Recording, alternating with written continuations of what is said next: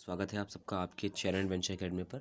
चलिए डिस्कस करते हैं आज की करंट अफेयर के विषय में।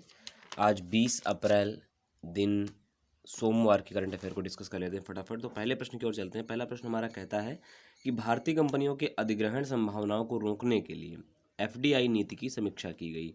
यानी कि जो भारतीय कंपनियां हैं ज़्यादा से ज़्यादा ना बिकें, इसीलिए जो एफडीआई है यानी कि फॉरेन डायरेक्ट इन्वेस्टमेंट पॉलिसी, यानी कि कह सकते हैं प्रत्यक्ष विदेशी निवेश, जो विदेशों से निवेश प्राप्त हो रहा है प्रत्यक्ष कंपनियों के माध्यम से, उनकी समीक्षा करने की आवश्यकता पड़ी। ये आवश्यकता इसलिए पड़ी, बहुत ध्यान से समझिएगा, क्योंकि सपोज दैट कोई कंपनी भारत में आती है और अपना व्यापार किसी कंपनी में निवेश करती है। धीरे धीरे एक समय ऐसा आता है, सपोज दैट किसी भारतीय कंपनी के शेयर होते हैं 60% मान लेते हैं और उसके शेयर होते हैं 40%। धीरे धीरे अगर उसकी कंपनी के 40% के शेयर में वृद्धि होती है और हो ना हो खुदा ना खास्ता ये कंपनी बेचने के लिए सोचती है, इस तरीके से ज़्यादा कंपनियां ना बिकें भारत की, तो ये चीज़ें में रोक लगाने के लिए कंपनियों का अधिग्रहण कहीं विदेशी कंपनियां ज़्यादा ना कर लें, इसलिए एक समीक्षा की आवश्यकता पड़ गई। यानी कि प्रत्यक्ष विदेशी नीति जो थी निवेश की, उसके ऊपर समीक्षा की आवश्यकता पड़ गई। तो ये एक समीक्षा संपन्न हुई है 18 अप्रैल को। अब सरकार क्या निर्णय देती है तो उसके बारे में जानकारी जुटाई जाएगी, जानकारी अभी सरकार अपनी जारी करेगी। ठीक है, तो एफडीआई नीति की समीक्षा की बात कही गई है क्योंकि भारतीय कंपनियों का अधिग्रहण ना हो पाए। अगला प्रश्न देखते हैं। टाटा पावर्स को ग्लोबल एडिशन अवार्ड दिया गया है। ग्लोबल एडिशन अवार्ड किसे दिया जाता है तो क्यों दिया जाता है, सारी चीज़ों को समझ लेते हैं। ग्लोबल एडिशन अवार्ड 1987 से दिए जा रहे हैं, 1987 से दिए जा रहे हैं। क्यों दिए जाते हैं तो थॉमस अल्वा एडिसन, जिन्होंने बल्ब की खोज की थी, उनकी स्मृति में ये अवार्ड दिया जा रहा है। क्यों दिया जा रहा है, क्योंकि जो भी नए उद्यमी होते हैं या जितने भी नए इनोवेटर्स होते हैं, उनको सम्मान देने के लिए पुरस्कार प्रतिवर्ष दिया जाता है। थॉमस अल्वा एडिसन की अगर बात करें तो थॉमस अल्वा एडिसन का जन्म यूके में, यूनाइटेड किंगडम में 1793 में हुआ और उनकी मृत्यु 1860 में हुआ। एक वैज्ञानिक के तौर पे उन्हें जाना जाता है, थॉमस अल्वा एडिसन। हम सब ने उनके बारे में पढ़ रखा है। तो बल्ब का आविष्कार उन्हीं के नाम से याद किया जाता है कि बल्ब का आविष्कार थॉमस अल्वा एडिसन ने किया था। अगले प्रश्न की ओर देखते हैं। स्विट्जरलैंड ने 18 अप्रैल को अपने सबसे ऊंचे पर्वत माउंट मैटरहॉर्न पर तिरंगा बनाया। तिरंगा बनाया इसलिए चूंकि इंडिया कोविड-19 से सबसे अच्छे तरीके से लड़ रहा है। पूरे विश्व के स्तर पर देखा जाए तो सबसे बेहतर तरीके से कोविड-19 से लड़ाई लड़ रहा है इंडिया। इसीलिए माउंट मैटरहॉर्न जो एक चोटी है, उसकी कुल ऊंचाई की अगर मैं बात करूँ तो 14,690 फीट की ऊंचाई है इस चोटी की। इस चोटी के ऊपर तिरंगा बनाया गया है। कैसे, तो सारी चीज़ों को एक और थोड़ा सा पॉइंट आपको समझना होगा। स्विट्जरलैंड के ही प्रख्यात आर्टिस्ट हैं गैरी हॉफस्टेटर। गैरी हॉफस्टेटर स्टेटर इन्होंने ही लाइट प्रोजेक्शन के माध्यम से लगभग 1000 मीटर का तिरंगा बनाया हुआ है माउंट मैटरहॉर्न पर। तो आपसे ये मोस्ट इंपॉर्टेंट क्वेश्चन हो जाएगा कि स्विट्जरलैंड की किस चोटी के ऊपर तिरंगा बनाया गया था। तो माउंट मैटरहॉर्न, जिसकी ऊंचाई 14,690 फीट की है, उस पर तिरंगा बनाया किसने, तो गैरी हॉफस्टेटर ने। ये मशहूर आर्टिस्ट स्विट्जरलैंड के हैं, उन्होंने बनाया। स्विट्जरलैंड की राजधानी है बर्न। याद रखिएगा, आपको कन्फ्यूज़न होता है। स्विट्जरलैंड का जिनेवा बहुत ज़्यादा चर्चा में रहता है। WHO, ये अन्य संगठन भी वहीं पर ही हैं, तो उनके बारे में आप सबने पढ़ रखा है। लेकिन बर्न जो है इसकी कैपिटल है स्विट्जरलैंड की। तो ये बात आपको यहाँ से तैयार करके रखनी है आपको। चलिए आगे देखते हैं। आगे अगला क्वेश्चन हमारा है कि वैज्ञानिक व औद्योगिक अनुसंधान परिषद ने की बेंगलोर इकाई राष्ट्रीय वातांतरित प्रयोगशाला। देखिए ये थोड़ा सा हिंदी नाम है तो आपको टफ लग रहा होगा। मैं अगर इंग्लिश नाम की अगर मैं बात करूँ तो नेशनल एरोस्पेस लेबोरेटरीज, ये आपकी नेशनल एरोस्पेस की लेबोरेटरी है, ने MAF क्लोथिंग प्राइवेट लिमिटेड के साथ, एक कंपनी है बेंगलोर की MAF क्लोथिंग प्राइवेट लिमिटेड के साथ मिलकर के पर्सनल प्रोजेक्ट कवरॉल सूट तैयार किया है। ये कवरॉल सूट इसलिए तैयार किया गया है क्योंकि डॉक्टर्स या पुलिस या नर्स, जितने भी विभाग के ऐसे व्यक्ति हैं जो जुड़े हुए हैं समाज सेवा के कार्यों से, जो बाहर निकल के काम करते हैं, उनके लिए बाकायदा ऐसा सूट विकसित डिज़ाइन किया गया है जो कि उन लोगों को कोई भी प्रभाव ऐसा ना पड़े। तो पर्सनल प्रोजेक्टिव कवरॉल सूट तैयार किया गया है।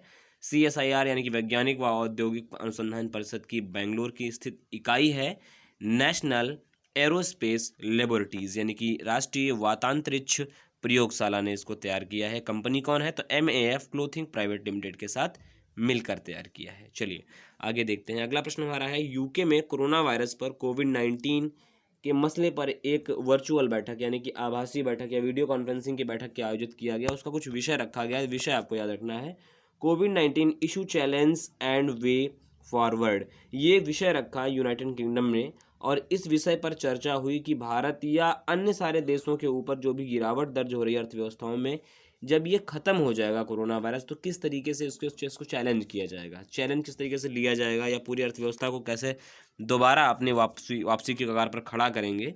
तो ये यूके द्वारा एक विषय रखा गया था कोविड-19 issue challenges and way forward. में बता इसलिए रहा हूँ क्योंकि भारतीय उच्चायुक्त जो बैठकें हुई हैं, जो भारतीय मंत्रिमंडल जो भी वहाँ पर कार्य करता है, जो दूतावास वगैरह में, वो व्यक्ति समूह वहाँ पर भाग लेंगे। ये आपको याद रखना पड़ेगा, ठीक है। अगला क्वेश्चन है स्वतंत्रता सेनानी आर.वी. भुस्कूटे जी का निधन हो गया है। आर.वी. भुस्कूटे जी कौन थे? तो इनको आपको याद रखना पड़ेगा भारत छोड़ो आंदोलन, भारत छोड़ो आंदोलन, भारत छोड़ो आंदोलन के ये भागीदार थे। भारत छोड़ो आंदोलन में उन्होंने पार्टिसिपेट किया था। भारत छोड़ो आंदोलन को अगर मैं बात करूं तो इसे अगस्त मूवमेंट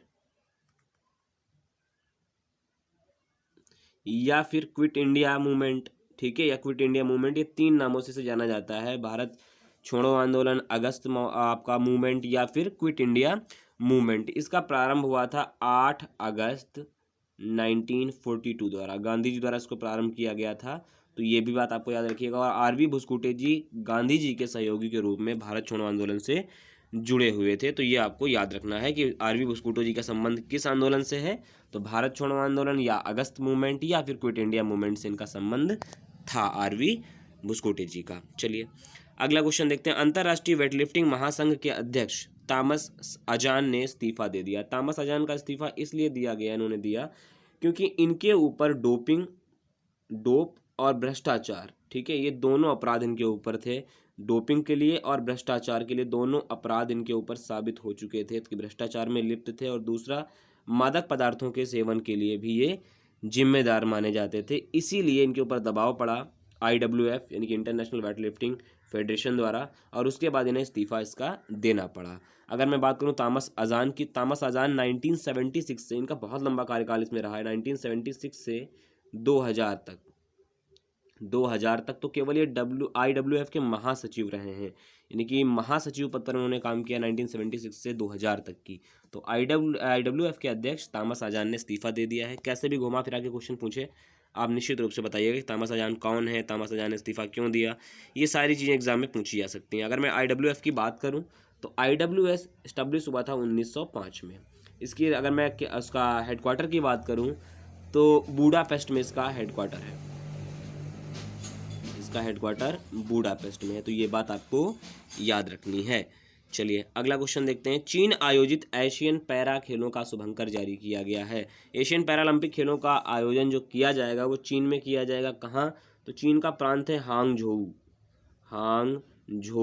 हांगझोऊ में एशियन खेलों का आपके आयोजित किए जाएंगे। कब? तो 2022 में 9 से 15 अक्टूबर के बीच। तो ये सारी चीज़ें आप याद रखिएगा। 2022 में हांगझोऊ में एशियन पैरा खेलों का आयोजन किया जाएगा, जो कि चीन का प्रमुख शहर है।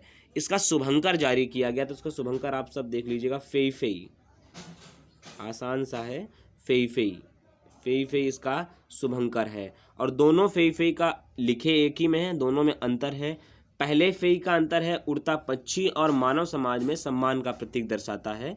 पहला फेई यानी कि उड़ते हुए पक्षी को और मानव समाज व सम्मान जैसी चीज़ों को दर्शाता है फेई, और दूसरा फेई दिखाता है एथलीटों के परिश्रम को। तो ये टोटल मिला करके फेई कहा गया है। अब मैं बात करूं एशियन पैरा खेलों की, तो एशियन पैरा खेलों में कुल 22 खेलों को शामिल किया जाएगा। आपकी बार 2 नए खेल आएंगे, एक तो ताइक्वांडो और दूसरा पैरा कैनोइंग खेल।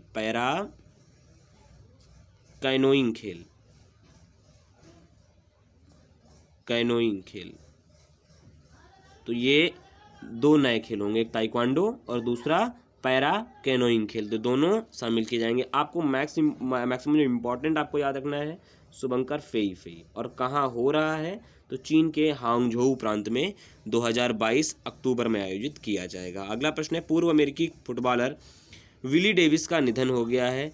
विली डेविस एक महान फुटबॉलर खिलाड़ी थे। इन्हें 1981 में 1981 में नेशनल फुटबॉल लीग यानी कि नेशनल फुटबॉल NFL द्वारा इन्हें pro football hall of fame में शामिल किया गया था। तो आपसे ये पूछा जा सकता है कि हॉल ऑफ फेम में इन्हें कब शामिल किया गया था। Hall of fame, pro football hall of fame में इनको शामिल किया गया था 1981 में। किसके द्वारा? तो नेशनल फुटबॉल लीग द्वारा। आज के ये 9 क्वेश्चन थे जो इंपॉर्टेंट थे आपके लिए। जो भी चीज़ें इसमें समझ नहीं आ रही हैं आप निश्चित रूप से कमेंट बॉक्स में पूछ लीजिएगा नीचे, मैं उसका उत्तर आपको ज़रूर दूंगा। कैसा लगा वीडियो राय कमेंट बॉक्स में दीजिएगा। वीडियो को लाइक करें, शेयर करें और चैनल को सब्सक्राइब करें। नमस्कार।